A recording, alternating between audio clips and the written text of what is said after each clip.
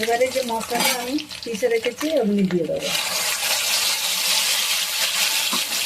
এমনি বাচ্চারা খেতে চায় না ডিমের ঝোল, কিন্তু এরকম করে রান্না করলে সবাই খাবে, ভালোভাবে খাবে, খুব টেস্ট হয় এতে। হয়ে গেছে, অল্প করে একটু চিকেন মশলা একটু দিয়ে দেবো।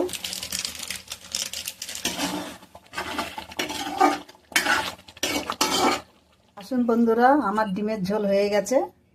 কে খাবেন চলে আসুন। আর একটু সামান্য 1 চামচ একটু ঘি দিয়ে দেবো। আমাকে লাইক করুন, শেয়ার করুন, কমেন্ট করুন। কোনো যদি ভুল টুল হয়ে থাকে কমেন্ট করে জানাবেন।